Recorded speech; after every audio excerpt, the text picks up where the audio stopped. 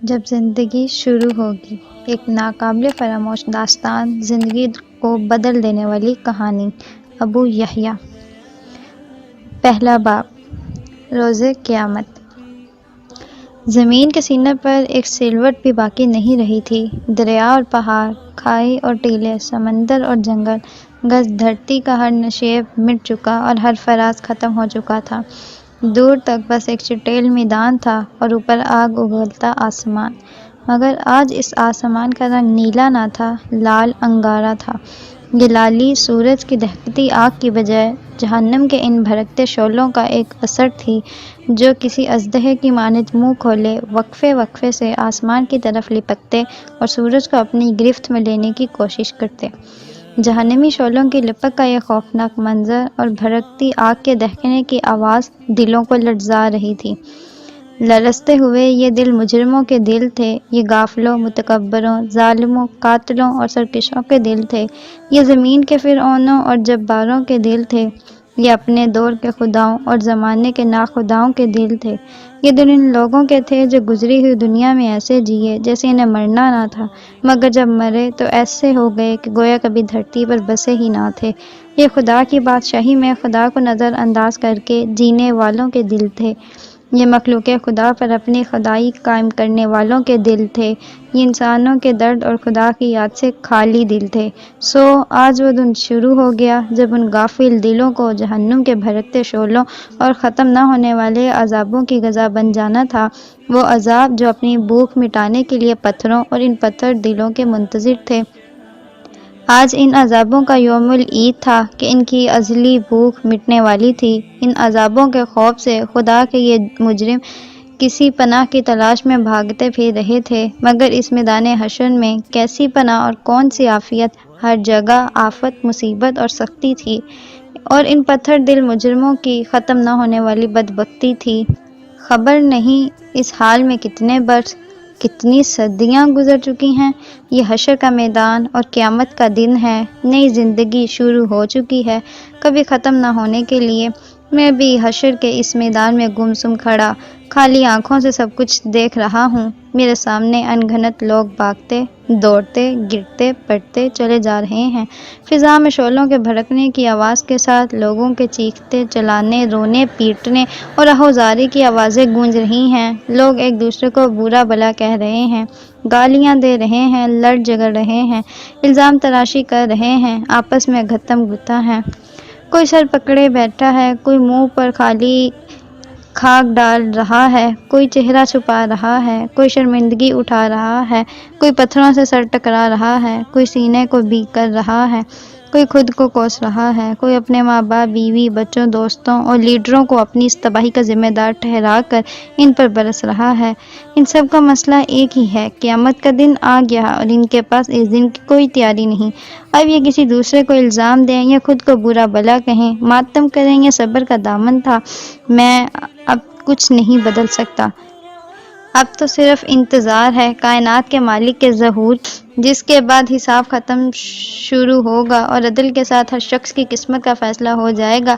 یکا یک ایک آدمی میرے بالکل قریب چل آیا۔ ہائے، اس سے تو موت اچھی تھی، اس سے تو قبر کا گڑھا اچھا تھا۔ میں ارد گرد کی دنیا سے بالکل کٹ چکا تھا کہ یہ چیخ نما آواز مجھے سوچ کی وادیوں سے حقیقت کے اس میدان میں لے آئی جہاں میں بہت دیر سے گمسم کھڑا تھا۔ لمحہ بھر میں میرے ذہن میں ابتدا سے انتہا تک سب کچھ تازہ ہو گیا۔ اپنی کہانی، دنیا کی کہانی، زندگی کی کہانی، سب فلم کی ریل کی طرح میرے دماغ میں گھومنے لگی۔ اس بھیانک دن کے آغاز پر میں اپنے گھر میں تھا۔ اس گھر کا محل وقوع خارجی دنیا کے کسی شخص کو سمجھایا نہیں جا سکتا۔ ایک ظاہر بین نظر کے لیے یہ گھر قبر کا ایک تاریک گڑھا، مگر دراصل یہ آخرت کی دنیا کا پہلا دروازہ تھا، وہ دروازہ جسے اندر سے نہیں کھولا۔ مجھے اس دروازے کو کھولنے میں کوئی دلچسپی تھی بھی نہیں، کیونکہ میں اس دروازے سے گزر کر برزخ کی اس دنیا میں داخل ہو چکا تھا جس میں میرے لیے ختم نہ ہونے والی راحت تھی۔ اس روز مجھ سے میرا ہمدم درینہ اور میرا محبوب دوست صالح ملنے آیا ہوا تھا۔ صالح وہ فرشتہ تھا جو دنیا کی زندگی میں میرے دائیں ہاتھ پر رہا۔ اس کی قربت موت کے بعد کی زندگی میں میرے لیے ہمیشہ باعث طمانینت رہی تھی، اور آج بھی ہمیشہ کی طرح ہماری پرلطف گفتگو جاری تھی۔ دوران گفتگو میں نے اس سے پوچھا، یار یہ بتاؤ تمہاری ڈیوٹی میرے ساتھ کیوں لگائی گئی ہے؟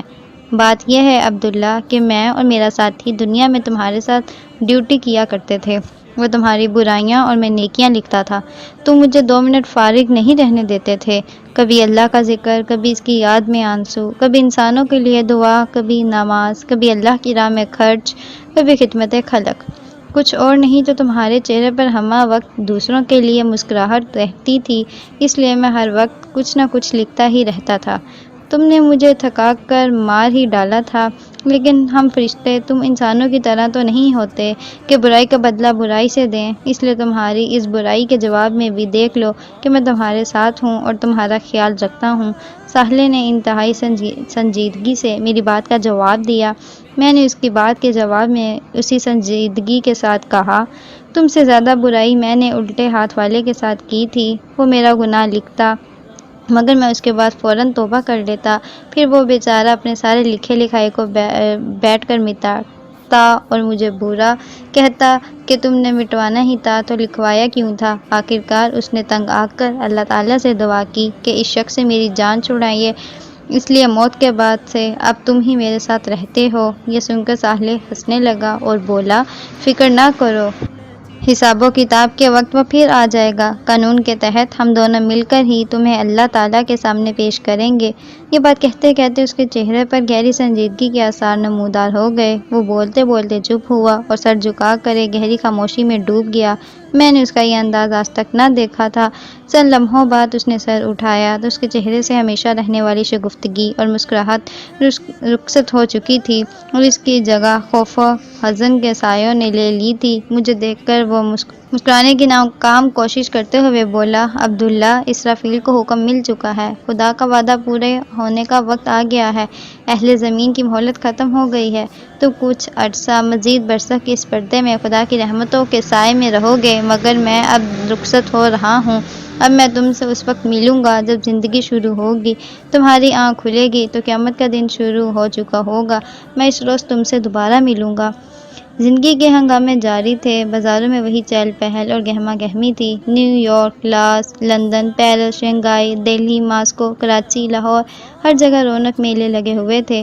رات کو دن کر دینے والی سیلابی روشنیوں میں 20 کرکٹ میچ اور فٹ بال ورلڈ کپ کے مقابلے، ان کو دیکھتے اور تالیاں بجاتے تماشائی، پب اور بار میں شراب پیتے اور کلبوں میں اسٹرپ تیز دیکھتے بدمست لوگ، بالی ووڈ اور بالی ووڈ کی ایکشن اور تھرڈ فلموں میں اداکاروں کے جلوے اور ان جلووں کے شوقین تماشبین، فلموں، ڈراموں، stage, T V, belly dance اور فیشن شوز میں ٹھڑکتی مٹکتی اپنے جسم کی نمائش کرتی ماڈلز اور اداکارائیں، اور اس نمائش سے اپنی تجوریاں بھرتے سرمایہ دار، نئے دور کے نئے فاتحین عالم، ملٹی نیشنل کمپنیوں کے مالکان اور ان کو اپنا علم و ہنر بیچ کر اپنے مستقبل کے خواب بننے والے باصلاحیت نوجوان، میڈیا کی چمک دمک، صحافت کے مرچ مسالے اور بازار سیاست کے مانند نہ پڑنے والے مکر و فریب کے ہنگامے، بازاروں میں گھومتے اور خریداری کرتے مرد و خواتین اور ان کو بلاتی رجاتی دکانیں اور دکاندار، امراء کے عشرت قدوں میں گونجتے ساز و آواز، غربا کے جھونپڑوں میں فقر و افلاس، شادیوں کی تقریبات میں خوشی کے نغمے، جنازوں اور ہسپتالوں میں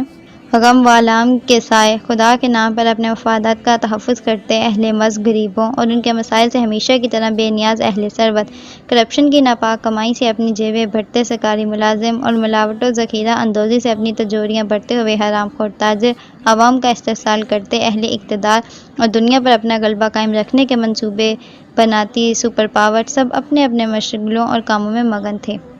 اہل زمین جو ہمیشہ سے کرتے آئے تھے وہی کر رہے تھے، ظلم و فساد کی داستانیں، دھوکہ و فریب کی کہانیاں، حرص و ہوس کی دوڑ، غفلت اور سرکشی کے رویے، خدا اور آخرت کی فراموشی، سیاسی ہنگامے، معاشی جدوجہد، مذہبی جھگڑے، طبقاتی کشمکش، ہر چیز ہمیشہ کی طرح جاری تھی۔ پیغمبر تو صدیوں پہلے آنے بند ہو گئے تھے، ایگریکلچر ایج انڈسٹریل ایج سے بدلی اور انڈسٹریل ایج انفارمیشن ایج سے بدلی، مگر انسانی رویے نہیں بدلے، ان کے غم بھی نہیں بدلے، وہی کاروبار اور روزگار کی پریشانیاں، وہی عشق و محبت کی ناکامیاں، وہی موت اور بیماری کے مسائل۔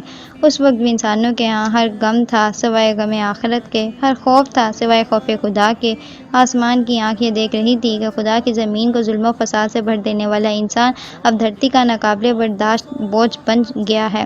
سو انسان کو بار بار ہلایا گیا۔ نبی اور آخر زماں صلی اللہ علیہ وآلہ وسلم کی پیشن گوئی پوری ہونے لگی۔ ننگے پاؤں بکریاں چرانے والا عربوں نے دنیا کی بلند ترین عمارتیں بنا لی، مگر انسانیت ہوش میں نہیں آئی۔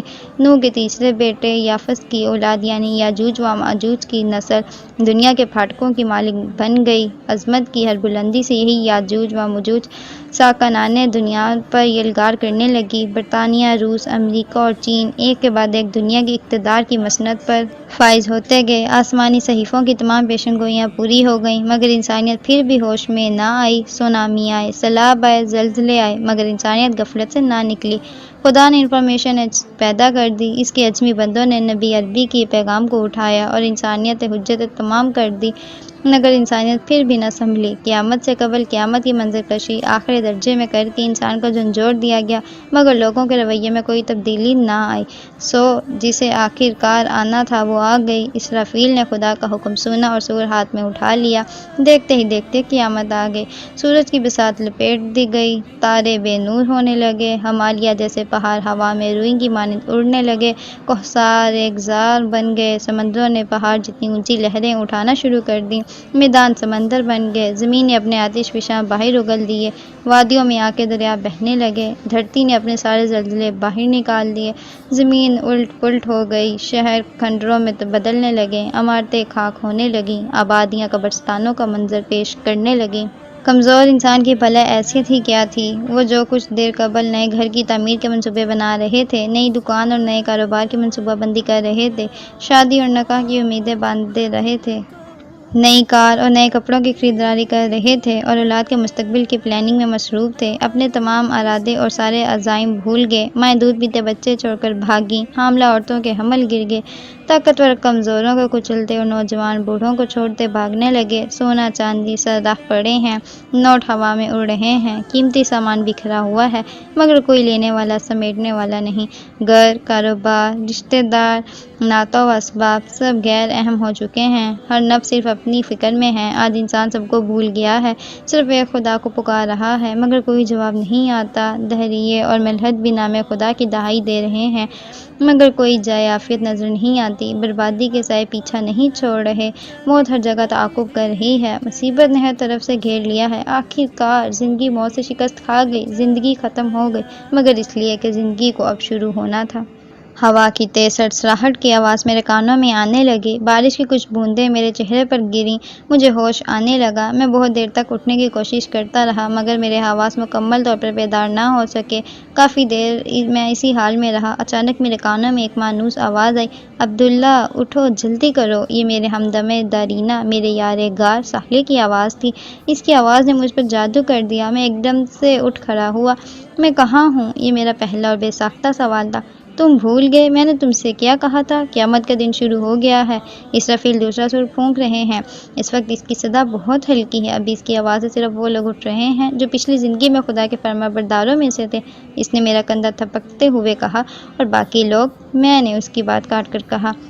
تھوڑی ہی دیر میں اسرافیل کی آواز بلند ہوتی چلی جائے گی اور اس میں سختی آ جائے گی، پھر یہ آواز ایک دھماکے میں بدل جائے گی، اس وقت باقی سب لوگ بھی اٹھ جائیں گے، مگر وہ اٹھنا بہت مصیبت اور تکلیف کا اٹھنا ہوگا، ہمیں اس سے پہلے ہی یہاں سے چلے جانا ہے، اس نے تیزی سے جواب دیا۔ مگر کہاں؟ یہ سوال میری آنکھوں سے جھلکا ہی تھا کہ ساحلے نے اسے پڑھ لیا۔ تم خوش نصیب ہو عبداللہ، ہم عرش کی طرف جا رہے ہیں، وہ تیزی سے قدم اٹھاتا ہوا بولا، پھر مزید تفصیل بتاتے ہوئے اس نے کہا، اس وقت صرف انبیاء، صدیقین، شہداء اور صالحین ہی اپنی قبروں سے باہر نکلے ہیں، یہ وہ لوگ ہیں جن کی کامیابی کا فیصلہ دنیا ہی میں ہو گیا تھا، یہ وہ لوگ ہیں جنہوں نے خدا کو بن دیکھے مان لیا تھا، اسے چھوئے بغیر پا لیا تھا اور اس کی صدا اس وقت سن لی جب کان اس کی آواز سننے سے قاصر تھے، یہ لوگ اس کے رسولوں پر ایمان لائے اور ان کی نصرت اور اطاعت کا حق ادا کر دیا، ان کی وفاداری اپنی مذہبی شخصیات، اپنے لیڈروں، اپنے فرقے کے اکابرین اور اپنے باپ دادا کے عقائد اور تعصبات سے نہ تھی، بلکہ صرف اور صرف خدا اور اس کے رسولوں سے تھی، انہوں نے خدا پرستی کے لیے ہر دکھ جھیلا، ہر طعنہ سنا اور ہر سختی برداشت کی، اعلیٰ اخلاق اور بلند کردار کو اپنی زندگی بنایا، خدا سے محبت اور مخلوق پر شفقت کے ساتھ زندگی گزاری۔ عبداللہ، آج ان لوگوں کے بدلے کا وقت ہے، اور یہ ہے کہ ان کے بدلے کا آغاز۔ ساحلے کی باتیں سنتے ہوئے میرے چہرے سے حیرت اور اس کی خوشی سے چہرے پر ٹپک رہی تھی، مگر میں تو جنت میں تھا۔ اور سہیلے نے ہنستے ہوئے میری بات کاٹ کر کہا، میرے دوست، وہ برزخ کا زمانہ تھا، خواب کی زندگی تھی، اصل زندگی تو اب شروع ہوئی ہے، جنت تو اب ملے گی۔ ویسے وہ بھی حقیقت ہی تھی، دیکھ لو، تمہاری اور میری دوستی وہیں پر ہی ہوئی تھی۔ میں اپنا سر جھٹک کر اسے دیکھنے لگا، کچھ میری سمجھ میں آ رہا تھا اور بہت کچھ سمجھنا ابھی باقی تھا، مگر اس